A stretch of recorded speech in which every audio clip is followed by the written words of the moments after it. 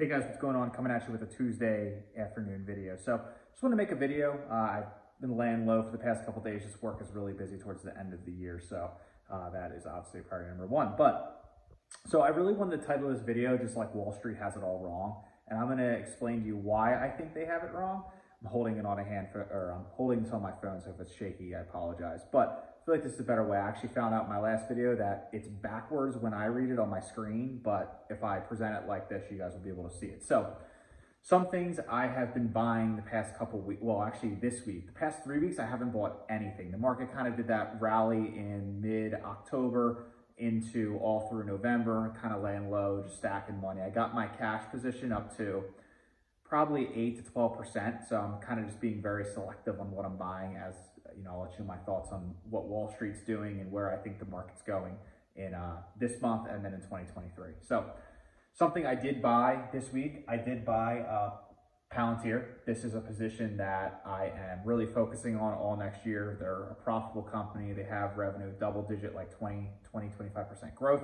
I listened to Alex Karp's most recent conference calls, really kind of like what he's saying.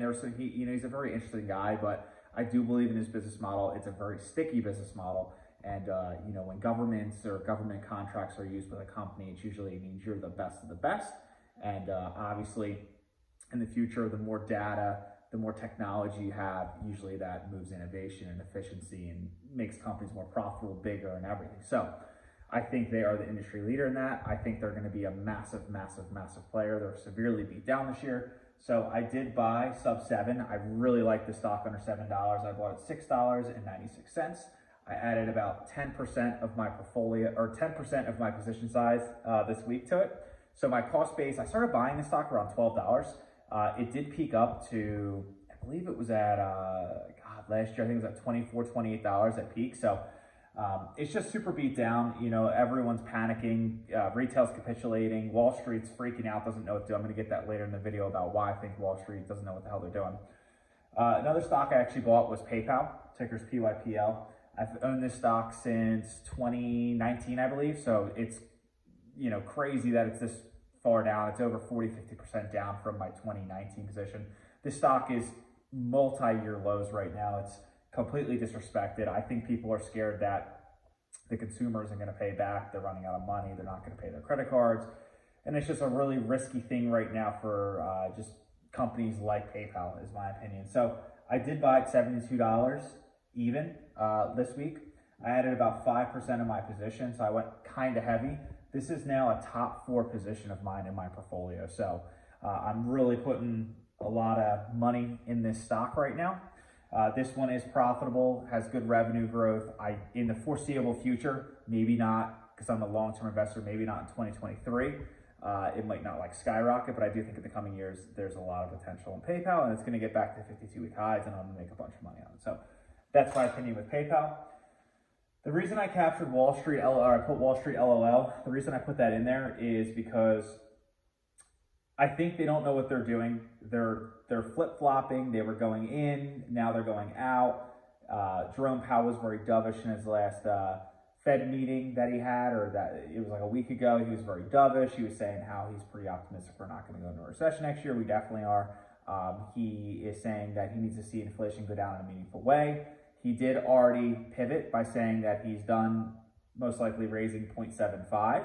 So next week, come the meeting, is probably going to be a 50 basis point hike. So they're still getting more aggressive. I think that is a mistake, and that's going to put us in a recession for 2023.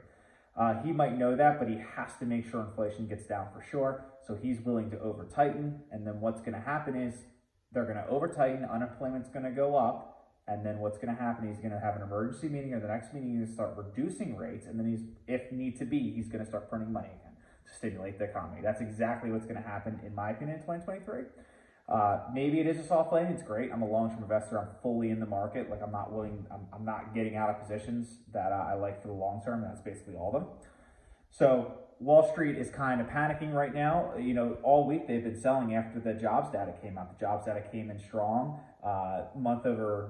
Annual employment increase is 0.7 annual basis. That's over 7%. So people are scared about a wage price spiral because inflation next week might be sub 7.5. So if that's the case, there's going to be talks about a wage price spiral, and then the Fed's going to have to Paul Volcker us and the whole nine. So I think Wall Street has that in the back of their mind, and they're scared what the Fed's going to do, and they don't even know what they're doing.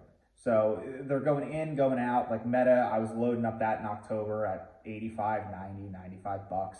I've owned that stock since 2019 or 2018, long ass time, and it's at 135, 140 now. So like Wall Street they have no clue what they're doing. So that's my opinion on that. I do think Apple and Tesla, they're two massive companies, obviously. Apple's the biggest market cap in the world. I do think that company, Apple, they're reducing production in China.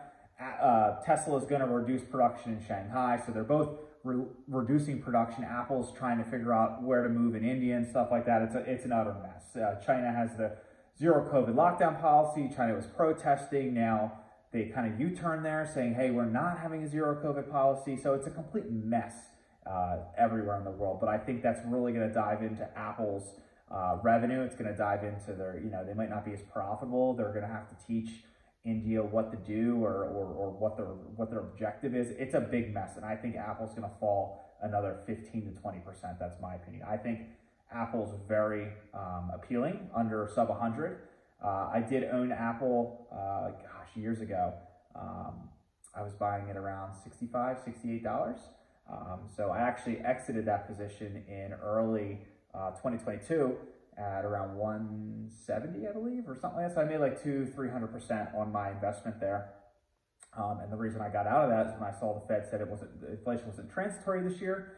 I knew things were going to have to come down. There was no more stimulus.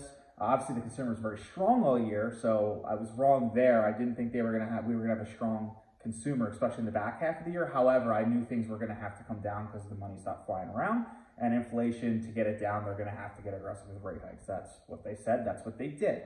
So I got out of that stock, and I got out a couple other investments too. So that's how I had my great returns this year.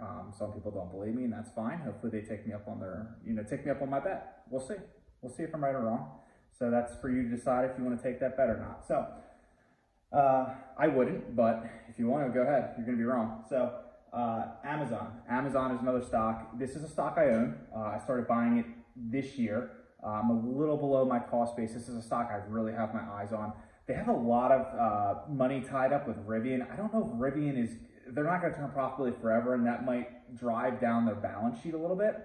So I just want to see how bad this economic downturn is, how bad unemployment gets. Like when it gets real nasty, that's going to go into Amazon's bottom line, in my opinion. So I'm interested in this stock, but I'm going to wait for it to fall a little more to get like real aggressive with it. That's my opinion. So the month of December, what am I doing? I'm basically going to just do as normal. I'm just going to be very selective in what I buy. I think we're going to have at least a 3 to 6 month window of the Fed raising rates, pausing in the beginning part of 23, and they're going to hold. They're going to confirm that inflation is definitely below 4% before they even think about talking about U-turning and reducing rates and all that stuff. So I think we have a 3 to 6 month window for sure of buying our favorite stocks, super profitable, big growth companies that you don't get this opportunity much. You got to take advantage of it. This is like a once in a decade type ordeal. So if you can find a way to save cash, you retain your job, and you take advantage of these deals, you'll be thanking yourself in a couple of years. So